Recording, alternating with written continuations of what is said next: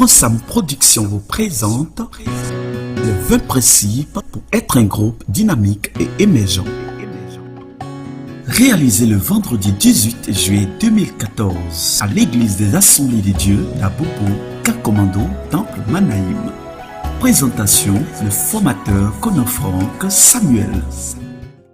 Toutes les fois que les groupes m'ont sollicité pour parrainer ou bien pour être comme les coachs quelque part, ça a été pour moi un plaisir. Et le plaisir vraiment fut pour moi d'avoir travaillé avec vous. Travailler avec vous depuis l'année passée jusqu'à aujourd'hui. Et je m'en réjouis de ce que vous êtes vraiment bien défendus. Et sur des dizaines de personnes, des dizaines vraiment de personnes. Avant, nous étions vraiment beaucoup. Mais Dieu a permis que vous soyez à ce nombre-là. C'est clair que il y a beaucoup d'appelés, mais peu d'élus. Et j'ose croire que ce soir, vous êtes les élus. Amen. Quelqu'un peut dire un grand amen? Amen. Voilà. Et il est vraiment important pour moi de vous donner des conseils. Je crois que c'est au cours d'un moment comme celui-là que le président a pu me connaître. Je veux parler du baptême d'un groupe aussi que j'avais organisé à Silo, que le président de Manaïm ici m'a connu. Donc pour moi, je ne peux pas ne pas vous donner quelques conseils comme je le fais tout naturellement aux différents groupes que j'ai l'occasion d'encadrer. C'est clair que je n'ai pas eu l'occasion de vous donner tout le bagage que j'avais résolu vous donner à cause du temps qui n'était pas suffisant. Mais je crois savoir que tout le peu que vous avez reçu, vous pourrez vraiment en faire bon usage. Et ce soir encore, ce que je veux vous révéler, c'est quelque chose que vous savez déjà. Mais c'est juste un rappel. Voilà. La répétition est pédagogique. Je m'inscris dans cette logique et je vous donne ce soir les 20 principes pour être un groupe dynamique et émergent. Nous sommes dans un pays qui parle de plus en plus de l'émergence à l'horizon 2020. Pourquoi ne pas parler de l'émergence du groupe dont le nom est inconnu pour l'instant? À l'horizon 2020 aussi. Non, moi-même j'allais dire à l'horizon 2015. Quelqu'un veut dire amen? Amen. Ce sont des conseils qui vont vous faire du bien pour votre carrière. Qui parle d'un groupe parle d'un individu. Et c'est la vie bien bâtie d'un individu qui fait un groupe. Un groupe ne peut subsister, ne peut émerger, ne peut aller loin si ses membres ne sont pas solides. Si ses membres reposent sur du sable. Si ses membres ne sont pas vraiment formés. Et c'est pourquoi je dis souvent, celui qui n'est pas formé déforme. Et celui qui est formé informe.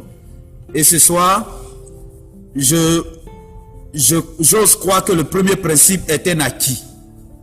Un groupe qui veut aller au baptême doit prendre conscience de ces 20 principes-là. Parce que quand on veut aller au baptême, c'est qu'on est mature. Le baptême vient garantir notre maturité. Sinon, vient attester notre maturité. Quand un enfant naît, les premiers jours, on ne lui donne pas de nom.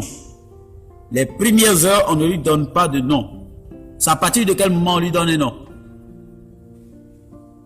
Dites-moi, les femmes là. À partir de quel jour? Bon, en tout cas, je n'ai pas encore fait d'enfant. Mais simplement, je veux vous faire comprendre que quand un enfant naît, dans un premier temps, tout naturellement, on ne lui donne pas de nom. Voilà, on attend de voir les caractéristiques de l'enfant qui montreront vraiment si l'enfant est garçon ou femme avant de lui donner nom. Par exemple, si tu lui l'appelles Kwadjo, oh, c'est affoué. Tu vois, c'est pas bon. Hein? Surtout qu'il y a des personnes qui naissent avec des malformations, naissent avec deux sexes, tout ça. d'autres même, ouais. Donc, au fil du temps, on essaie de couper un, laisser l'autre, voilà, tout ça. Donc, d'autres même naissent avec deux têtes.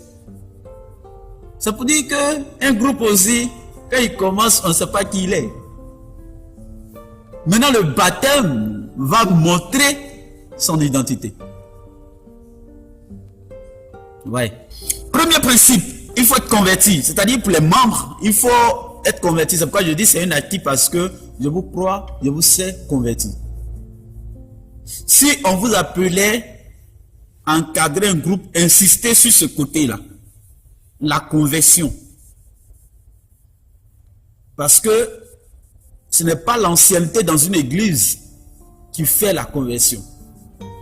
Quelqu'un peut se donner au Seigneur aujourd'hui et puis être véritablement converti 2 mois après par rapport à quelqu'un qui a fait 20 ans dans l'église. Vous êtes d'accord avec moi? Il y a des personnes qui prônent leur ancienneté. Oh, c'est nous qui avons bâti l'église là. Nous sommes les anciens, mais tu vois leur vie même. Tu cries merde. Voilà. Deuxième chose, il faut avoir une vie de méditation. Donc, dans votre groupe là, en tout cas, je vous conseille chaque jour que vous allez vous retrouver, d'avoir un temps comme l'Ébaï l'a fait tout à l'heure, un moment d'exhortation. C'est vraiment important. Et de façon individuelle, chez vous à la maison, développer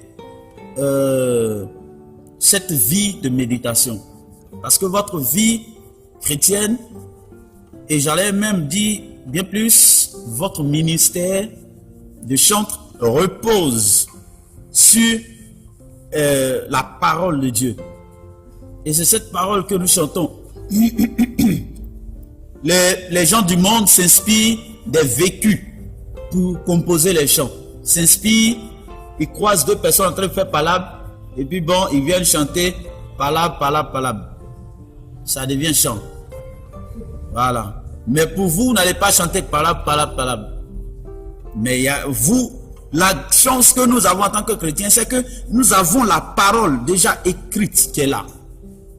Donc, même sans une autre inspiration, vous pouvez vous inspirer de cette parole-là pour composer non seulement les chants, et c'est votre code de conduite. Et la Bible dit de ne pas t'en détourner ni à gauche ni à droite de cette parole, si tu veux réussir dans tes voies. C'est le Seigneur qui l'a dit dans Josué 1, verset 8. Donc, la méditation est importante. Ne soyez pas les chrétiens du dimanche. C'est vous qui allez enseigner demain le peuple du Seigneur, de par votre vie de chant.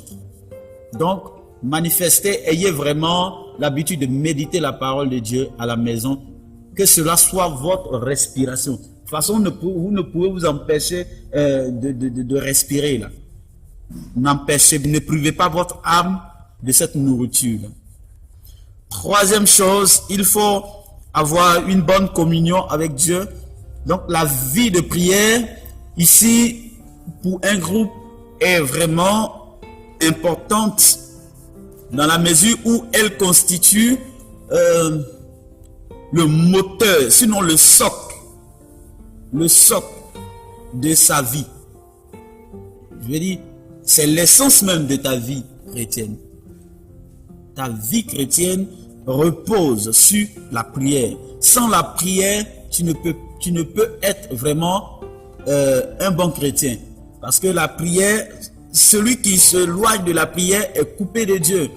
Mais celui qui est attaché à la prière est comme un arbre planté près d'un courant d'eau qui donne son fruit en sa saison et dont le feuillage ne se flétrit point. Tout ce qu'il fait lui réussit. Selon Psaume chapitre 1, sinon numéro 1. Voilà. 4. Il faut dépendre du Saint-Esprit. Ici, j'en appelle au bon sens de quelqu'un parmi nous ici. Très souvent, à cause de l'impact que nous avons dans notre ministère ou à cause de notre bagage intellectuel, on se croit tout permis. Et on se croit vraiment tellement arrivé qu'on se dit que sans le Seigneur, on peut. on nous confie la conduite d'un culte. On ne prend même pas le temps de demander au Seigneur ce qu'il faut faire, les orientations. Donc vraiment, je vous recommande de faire vraiment attention, de vraiment chaque jour vous référer au Seigneur dans vos décisions. Même ce n'est pas forcément dans le ministère, mais dans vos décisions de chaque jour, il faut vous référer au Seigneur. C'est important. Plus vous vous référez au Seigneur, plus vous avez moins d'ennuis. Mais plus vous croyez trop intelligent, vous avez plus d'ennuis. Donc soyez beaucoup connectés au Seigneur. Ayez pour seul appui le Saint-Esprit. Quand ça ne va pas, Saint-Esprit. Quand ça va, Saint-Esprit. Il va vous orienter. Et même quand l'inspiration vous manque, Saint-Esprit. Au lieu de faire louer Dieu, dites Saint-Esprit. Il va pas vous donner louer Dieu, louer. Parce que c'est mélodie de Magic System. 5. Avoir un bon témoignage au quartier, à la maison, partout où vous êtes. Il faudrait qu'à la maison, que vos parents attestent votre vie chrétienne, attestent vraiment votre ministère. Si par exemple, il arrivait qu'on faisait un reportage à domicile sur chacun, que les parents soient les premiers mieux placés à dire, en tout cas notre fille là, non, Dieu l'a choisi. Est-ce que les parents peuvent dire ça de quelqu'un ici? C'est pas pour que tu les embrouilles. Voyez, tu peux embrouiller quelqu'un sans qu'il ne soit sûr de ton ministère. Chaque jour de toi, waouh, c'est pas ça. Mais simplement, aussi purement et simplement et naturellement, il faut avoir un bon témoignage, tant à la maison, au quartier, à l'école, au service, aussi à l'église ici. Il faut être aussi humble parce que la gloire va vous tomber là-dessus. Ça, je suis sûr. Il y a beaucoup ici qui vont émerger. C'est clair que dans un groupe, tout le monde ne peut pas être star. Mais quelqu'un appelé à être star. Et cette star-là, c'est certainement toi. Et quand je dis toi, c'est toi. Et celui qui sait que c'est lui qui dit Amen. Donc, quand qu'on appelle la gloire du Seigneur va tomber sur toi, l'élévation va tomber sur toi, Dieu va commencer à t'utiliser dans le ministère ici à l'église. Il faut vraiment rester en tout humble. Il ne faudrait pas se croire arriver et puis avoir la grosse tête. Et puis commencer à faire le malin quand on vous appelle pour chanter maintenant, on traîne des pas ou bien bon, oh, sans nous là. Est-ce ceux-là même? Oh. Il faut savoir d'où tu viens et d'où tu vas. Aussi, septièmement, il faut être l'ennemi de la cupidité. Il ne faudrait pas avoir l'amour de l'argent. Parce que si tu as l'amour de l'argent, vraiment, tu risques de faire l'œuvre du Seigneur par condition. On dit, viens chanter. Ils n'ont qu'à me donner l'argent d'abord. Mais depuis on est dans l'église là même, en temps normal, on doit nous payer tous ici là. Oui, on sait que l'ouvrier mérite son salaire. Et si l'église a les moyens pour vraiment vous payer, ça ne sera pas une mauvaise chose. Parce que dans le livre de Néhémie, les chantres étaient payés. Mais de nos jours là, si on veut payer les chantres, c'est vraiment difficile. Si on veut payer les chantres, imaginez dans une église, il y a groupe musical, il y a groupe vocal. Vous voyez, groupe vocal de la jeunesse. Vous êtes groupe vocal de la jeunesse, non? Bon, il paraît qu'il y a un groupe vocal aussi que Nestor est en train de mettre sur pied. Bon, il y a un groupe aussi, la chorale. Il y a tant. Imaginez si on doit payer tout cela. C'est difficile. Mais quand la gloire va commencer à tomber sur vous, là, vous allez commencer à avoir les grosses têtes au point que vous allez commencer à penser à l'argent. Mais on doit nous payer. En temps normal, je chante tellement bien. Les gens ne savent que sans moi, ils ne peuvent rien. On doit me payer. Et comme on ne te paye pas maintenant, tu fais les choses avec négligence. Attention, soyez humble. Sinon, vous serez précipité comme Satan sur la terre. 8. Il faut être un homme de jeûne également. C'est-à-dire, il faut apprendre à associer à la prière le jeûne. Il y a des gens, j'allais dire, qui sont chrétiens il y a longtemps, mais qui aiment bien dire comme ça, moi, c'est vrai, hein, je suis chrétien, mais jeûne là, j'aime pas jeûne. Ça, c'est les nouveaux chrétiens qui doivent dire ça. Un chrétien qui a appelé un ministère, pour que son ministère soit fleurissant, vertigieux, il est appelé à cultiver le jeûne.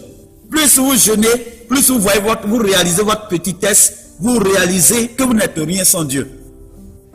Vous n'avez jamais réalisé, quand vous faisiez vos 40 jours de jeûne ici, là, tellement vous avez fait, souvent, c'est là vous avez couché là et puis, oh Seigneur, donne-moi la force, soutiens-moi, oh. Mais une fois rassasié, oui, c'est pour dire le jeûne là, ça vous amène à réaliser qui vous êtes véritablement.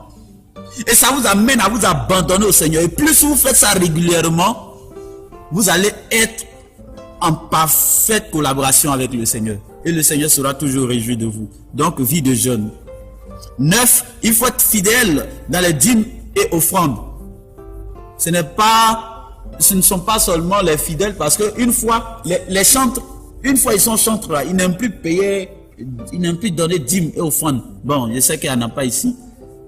Mais une fois on donne leur banc ici quelque part, puisqu'on dit sont eux qui animent les offrandes et les dîmes, donc eux ils sont exempts de ça quoi. Une fois ils montent ici, ils n'osent plus faire leur offrande. Mais si tu sais que tu n'auras pas l'occasion de faire, il faut donner à quelqu'un pour faire pour toi, c'est mieux. Mais si vous coupez vraiment des dîmes et des offrandes, vous serez pauvre dans votre ministère. Donc, il faut faire vraiment attention, ne pas faire comme les autres. Même si la personne qui est votre modèle, peut-être dans l'église, ne le fait pas, ne le suivez pas. Faites pour vous. Dieu va vous bénir. 10. Accomplir continuellement son service par amour et non par crainte des hommes. Souvent, on est dans les groupes, on attend qu'il y ait quelqu'un pour nous intimider. Bon, comme est-ce que telle personne vient devant toi, bon, Nadia vient parler, oh, on se connaît ici. Quand Sonia va parler, oh, toi, t'es qui? Ah, tu n'es qu'une fille d'Ida. On te connaît ici. Tu as grandi devant nous. Oh. Ouais, ça c'est... Et puis bon, parce que c'est un enfant ou bien c'est un jeune comme nous qui nous parle ou bien bon, parce qu'on est entre nous, il n'y a pas le sérieux dans le travail. On oublie que c'est Dieu que nous servons. On attend qu'une personne imposante arrive. Vous là. Et puis bon là, on est réglé. Tout le monde a sa place. Bouche bée. Les mouches volent. Et puis on est là. Sérieux, enfant poli. Et dès qu'il tourne dos, oh, il nous connaît mal. C'est un peu comme les gens, l'année passée, quand ils ont dit, les gens n'ont qu'à quitter les lieux, qu'il va pleuvoir fortement. Quand ils ont donné les 150 000, les gens ont fait semblant de quitter. Oh, président, cher ministre, merci pour le don. En tout cas, toi, au moins, tu penses à nous. On va quitter ici demain matin. Dès qu'il se tourne, c'est toi qui as nous dit de quitter notre maison ici. Et puis c'est 150 000 seulement que tu viens me donner. Ça là, ça peut acheter ma nourriture. Il faut quitter là-bas. On ne quitte pas, hein. Restons ici. Et ils sont là, cette année, la pluie les a tués. Donc, il faut accomplir vraiment votre service par amour, hein, et non par crainte des hommes. Venez à la répétition, non par crainte. Servez le Seigneur, non par crainte. Continuez votre service, non par crainte des hommes, mais par amour. Ayez le fardeau vraiment de l'œuvre. Ce qui va vous donner chaque jour les motivations pour servir le Seigneur. Ne cherchez pas à ce qu'on crée cela en vous. 11e, il faut consacrer chaque jour 30 minutes seulement à son ministère et au travail. 30 minutes seulement chaque jour. Si tu veux, il faut le faire la nuit. Si tu veux, il faut le faire la journée. Si tu veux, il faut le faire le matin, le bonheur. Mais 30 minutes par jour. Si tu veux même 10 minutes seulement par jour à ton ministère. Juste pour réfléchir un peu sur son ministère. Juste pour travailler un peu, écouter les chants, essayer de travailler. 30 minutes par jour. Tu vas voir, quand tu vas comptabiliser dans le mois, les 30 minutes multipliées par je ne sais combien, ce que ça fait, voilà, tu déduis tout de suite le niveau de travail que tu as eu. Et à l'issue de ce niveau de travail intense que tu as eu chaque jour là, qu'est-ce que ça produit en toi comme changement? Tu auras ça. On n'aura même pas besoin de parler. Toi-même, tu as constaté les changements. Autour de toi, les gens constateront les changements. Mais bon, le plus souvent, on est tellement chargé, on se dit tellement préoccupé, les plus chargés de la société, qu'on n'a même pas le temps de nous consacrer à notre service. Faites-le, c'est important.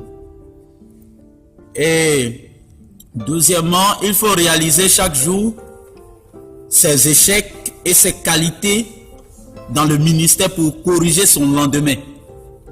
Il faut réaliser chaque jour ses échecs et qualités dans le ministère pour réaliser, sinon pour améliorer son lendemain. Ne vous réjouissez pas trop de vos passés, mais cherchez à vous corriger pour demain.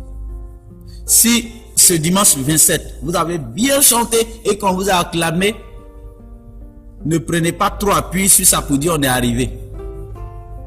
Cherchez plutôt à tirer des leçons. En quoi est-ce qu'on a mal fait? Chaque jour que vous finissez de chanter, en temps normal, un groupe, quand il finit de chanter, là, les membres doivent s'asseoir pour essayer de s'autocritiquer. Est-ce qu'on a bien fait ici? En quoi est-ce qu'on a mal fait? Et puis bon, ils se critiquent et puis bon, ils s'en vont. Maintenant, à l'issue des critiques d'ensemble, là, il faut avoir des critiques personnelles.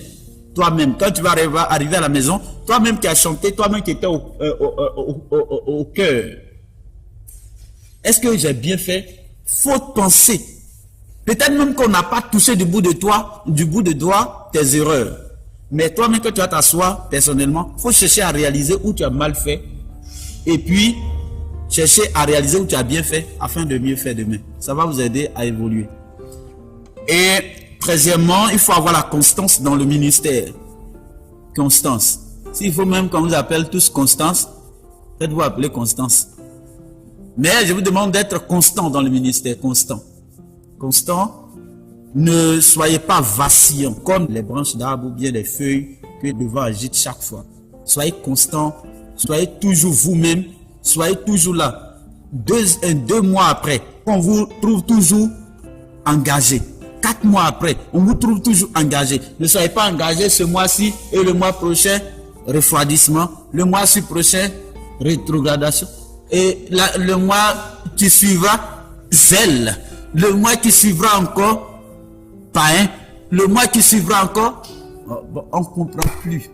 Finalement, on vous demande, vous la même là, vous devenez quoi même? Soyez constant. Quand vous regardez chaque jour là, vous êtes la même chose. Voilà. Et puis, 14e, il faut avoir un esprit de service. Donc, c'est pas parce que vous êtes aujourd'hui à ce poste, sinon élevé au rang des satrapes et des pestes, au rang des grands de ce monde, de ce pays, que vous n'allez plus servir. Il faut vous mettre à la tâche. Il faut avoir un esprit de service à l'église comme à la maison. Voilà, c'est important. Il faut avoir la culture musicale. La culture musicale va venir du travail que vous allez consacrer chaque jour. Chaque jour, les 30 minutes que vous allez avoir chaque jour là, va vous amener à avoir la culture musicale. Et la culture musicale consiste à avoir une idée, sinon une base dans tous les genres musicaux. Donc, ne minimisez pas un genre musical au profit de l'autre. Si vous trouvez les styles américains, prenez. Style français, prenez. Style ivoirien, prenez. C'est pas parce que vous chantez bien américain que vous allez renier vos origines ici. Quand vous voyez un chant ivoirien, oh, c'est du n'importe quoi. Oh, ça, ivoirien même, il n'y a même pas de travail là-bas. N'oubliez pas aussi que dans notre culture, il y a des bonnes choses. Voilà. Donc, la culture musicale est importante.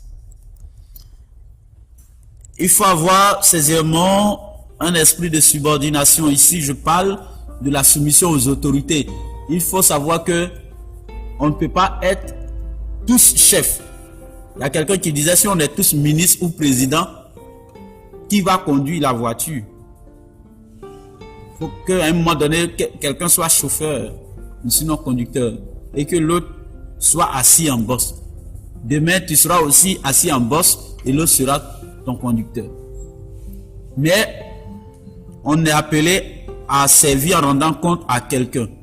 Si c'est l'Ebaï, Carlos et je ne sais qui encore, qui sont établis sur vous, vous leur devez du respect. Au-delà de ceux-là, il y a des supérieurs encore. Il y a certainement le président qui les a mis là. Vous lui devez du respect. Au-delà du président, il y a certainement le pasteur. Vous lui devez du respect. Et au-delà du pasteur, il y a le peuple. Il y a le peuple. Parce que sans le peuple, le pasteur ne peut pas être. C'est le peuple qui établit le pasteur. Donc, le peuple, on dira qu'il est au-dessus du pasteur. Contrairement à ce que les gens pensent que le pasteur est au-dessus du peuple. Voilà. Donc, il faut respecter le peuple. Vous devez vraiment servir, avoir un service de subordination. Soyez dans le respect, la politesse, et Dieu va vous qualifier. Amen. J'avais dit il y avait 20, et nous sommes au 17e principe. 17, il faut être un bon collaborateur. Vous êtes dans le groupe. Quand je suis arrivé, j'étais content parce que chaque jour que je viens ici, je suis content de vous voir, la façon dont vous taquinez, la façon dont vous jouez, la façon dont vous amusez entre vous. C'est fraternel, c'est convivial, c'est bon. Et j'apprécie ça. Parce qu'il y a certains groupes dans lesquels on ne trouve pas ça. Ce sont des petits clans de 2 personnes, 3, 10 personnes, 5. Tu vois un groupe de 3 là-bas, un groupe de 4 au fond là-bas, un groupe de 2 ici. Ils sont isolés. Et puis un seul, il est assis dans ce coin là-bas. Puis chacun est en train de critiquer la tête de l'autre. C'est pas fait le coin.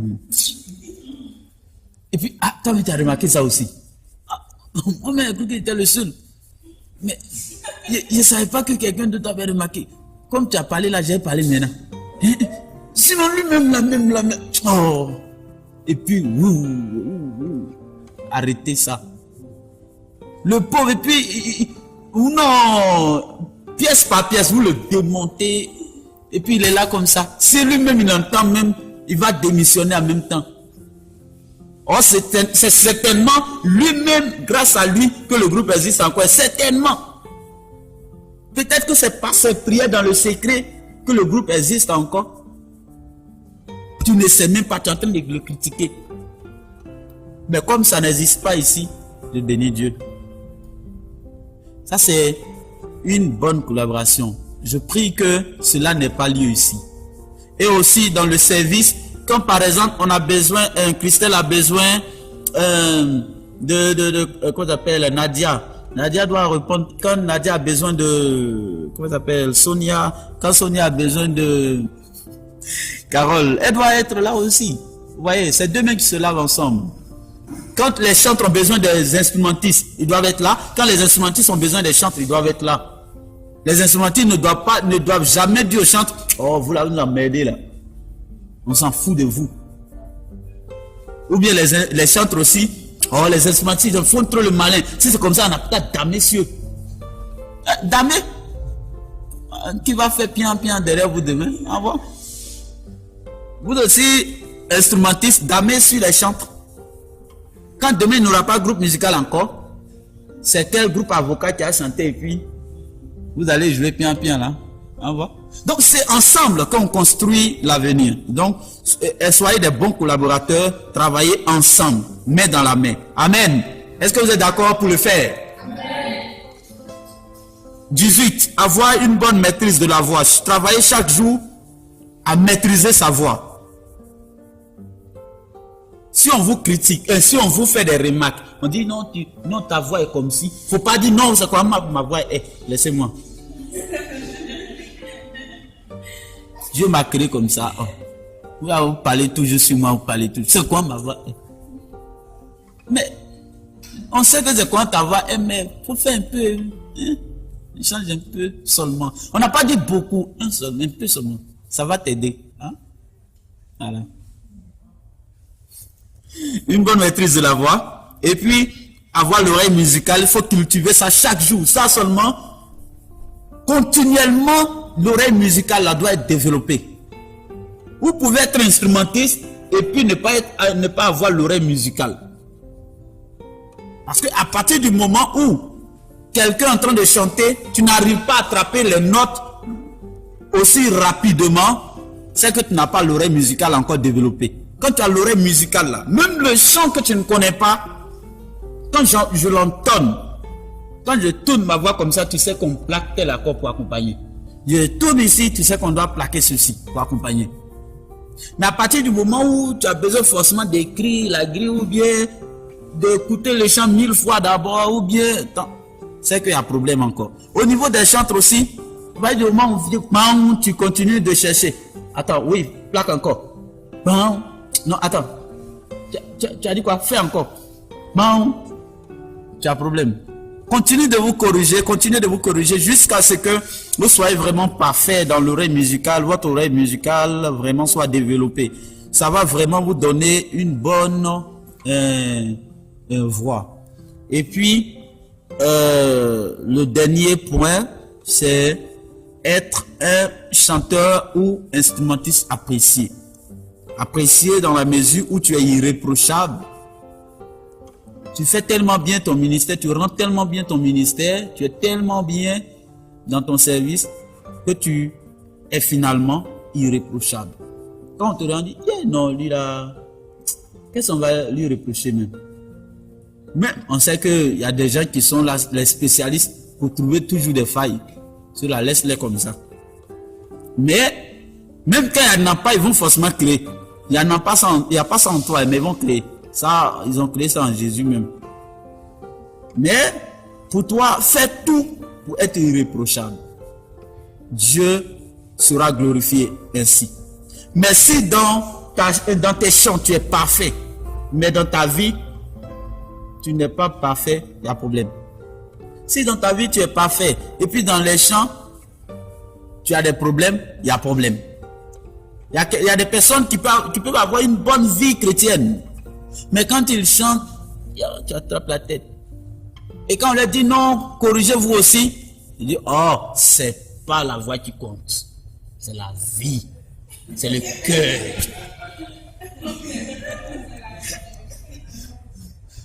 Mais la Bible dit, Asaph et Mané de Toun, cela travaillait chaque jour. Chaque jour. Oh, c'était les dieux, hein. Mais ils travaillaient chaque jour pour améliorer leur ministère. Et j'ose croire qu'au sorti de ce baptême, vous serez un groupe émergent. En conclusion, pour être un groupe émergent, un groupe dynamique, toujours redynamisé, il faut respecter ces 20 principes sans lesquels il ne peut avoir un bon groupe. Si toi, tu ne respectes pas ces principes, c'est clair que le groupe va sombrer dans le chaos à cause de toi. Même si les 1000 respectent, que toi, si tu ne respectes pas, tu seras laquant dans ce groupe-là. À cause de toi, il peut y avoir problème. Chaque jour, chacun est appelé à s'améliorer. Et quand tu sais que tu ne peux plus, reconnais humblement que tu ne peux plus. Et quand tu sais que tu es faible, reconnais humblement que tu es faible. Dieu saura transformer tes lacunes en force et tu pourras aller donc de l'avant. Ainsi donc, je termine mes propos en posant cette question. Êtes-vous prêt à être un groupe dynamique selon Dieu? Êtes-vous prêt à respecter ces principes pour être un groupe émergent? Même s'il y a des groupes qui étaient avant vous, êtes-vous prêt à respecter vraiment rigoureusement ces principes afin d'être au-dessus de ces groupes-là? Rien n'est impossible à Dieu. Alors chacun va élever la voix, prier afin que Dieu l'aide à son niveau, personnellement, à respecter ces principes-là, à appliquer ces principes-là à son cœur, afin qu'il soit vraiment ce chantre selon le cœur de Dieu. Prions le Seigneur au nom de Jésus.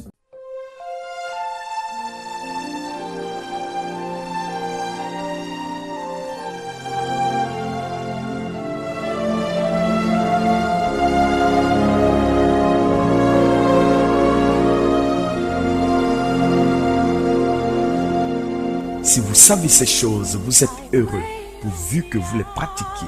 Pour des éventuels contacts et suggestions, veuillez prendre attache avec nous à Fonsam Productions au numéro suivant, plus 225 07 97 74 95, plus 225 04 44 60 90. Mail fonsamconan@yahoo.fr. Fonsam Conan, en un seul mot, je pèle. FRANSAMKONAN @yahoo.fr. Que Dieu vous bénisse.